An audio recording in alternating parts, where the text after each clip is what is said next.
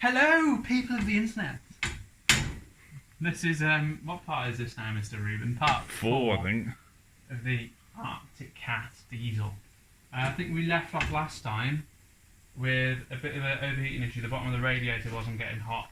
We suspected the water pump, and indeed it was the water pump. So we took this off. As you can see, it's only got, well, it's got hardly any of its teeth left. They're all snapped plastic teeth. I imagine one came off and probably broke the west as it went through. And also, obviously, the shaft is supposed to spin.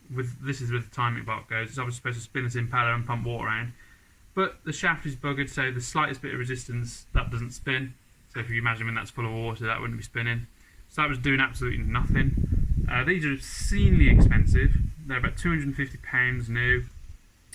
Luckily, we managed to find a low mileage used one at the local dealer, which we did as a bit of a deal on. We got the gasket and a used pump for £120. So that's not too bad. We've got that installed.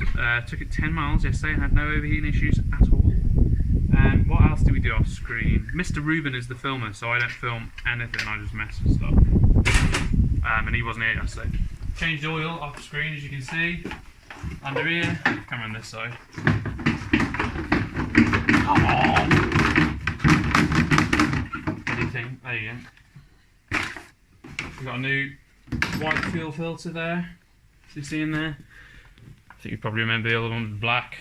The oil was quite clean, to be fair. Somebody obviously changed it fairly recently. But today we want to take it a big run. So we're going to do a full service. We've already changed air filters in it, changed oil and filter in it.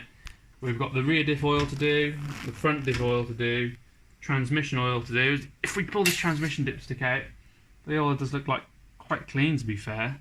And it's right at the full level, so that's the only one I'm not sure if we're going to do.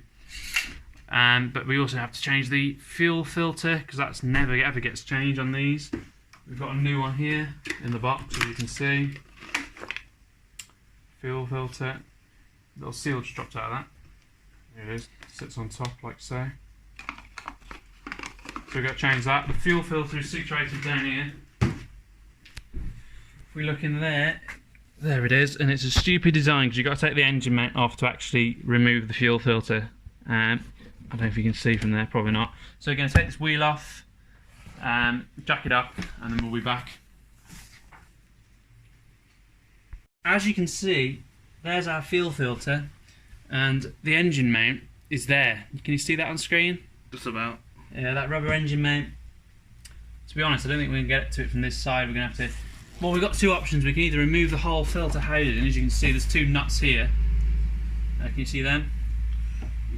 Yes. Holding the housing on. So we can either remove the whole filter housing assembly, or we can remove the engine mount from that side. I'm not quite sure which is going to be the easiest option and the best option. To be honest, I think it's probably the safest option will be removing the engine mount, because I don't want to risk damaging any of these lines. So it looks like we're going to have to take the other wheel off and unbolt that mount. Yeah.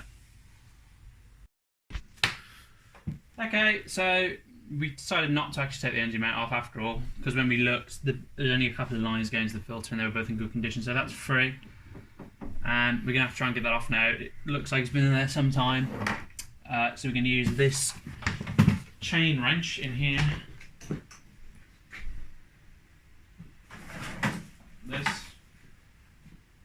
So the way this works is quite handy, to be fair. You put it around the said filter, and it tightens up like so. Then you get your 3/4 inch ratchet in, twist, and then it literally just pulls it right off. We undoubtedly will have a lot of diesel come out of here now. We should probably put something on the floor, but at least it's in the garage so we can clean it up if required. Now which way is the correct way? I think it's that way. It will be very awkward being as we've got the housing loose and we can't really undo it while the bolt's in without risking making it a right mess. No, I think we're going to have to do this off camera. Just bear me 2 seconds. Right, we've successfully removed this diesel filter, and my god, were my suspicions correct. This has not been changed in a very, very long time. That O-ring is knackered. And look at this. This is on the top of the filter. Look at that. That should be pristinely clean. So I think what we're going to do is we're going to try and pour it into this, and I'll just give this a quick wipe round so we don't get more contamination there. I want to see how much is in there, because we did have a very slight hesitation when trying to accelerate hard, and I suspect it's probably because that filter is blocked.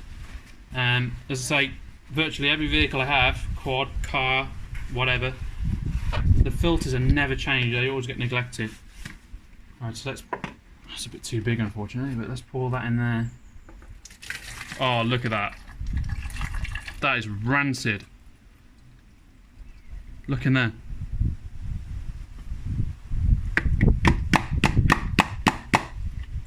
Christ, look at that. Jeez, that should be clear. That should be clear diesel. Look at the state of that. See the water level in it? See that line there? Mm-hmm. That's water. Right. Time for the new filter. So what you need to do with the new filter is fill it up with brand new diesel before you put it on, because it'll make bleeding it 10 times easier. So we're going to do that, and we'll be back when we're putting the new filter on. Okie dokie, so we've now filled our brand new filter full of fresh diesel and got it installed. We hope we don't have to bleed the system. Look at all the diesel on my hands. It's probably not good for you, is it? No. So we hope we don't have to bleed the system being as it's full, but we probably will have to bleed it. We put a fresh full tank of fresh diesel in there because we don't know how long this had been sitting, and there was clearly really manky crap in that filter. Could have just been, you know, from years of not being changed, but also we wanted to make the tank was almost empty, so it made sense to put fresh in. So now we're going to try and crank her over and see if she starts straight up. We'll probably need to bleed the system, but on many a diesel car I've changed the filter on. If you fill the filter right up, you don't need to bleed it. But that was an awkward filter, so I dare say we've got some air in the lines. Just wait for the glow plugs. Now it's started straight up, but it'll probably die. Yeah, so there you go. So we'll probably have to crank her again.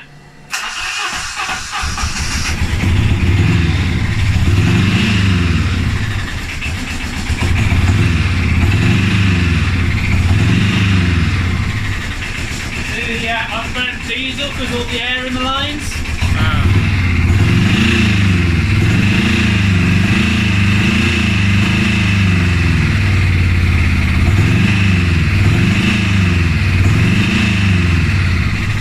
Getting clear now.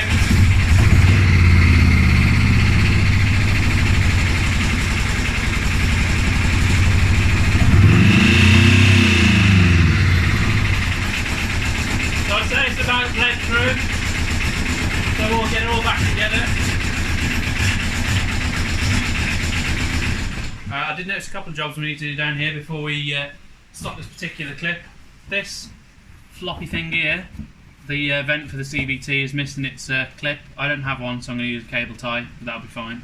And we've got a plastic splash panel on this side we need to put back on, and a plastic splash panel on that side. So we'll get them installed, and I think the next clip will be changing the oils and the diffs.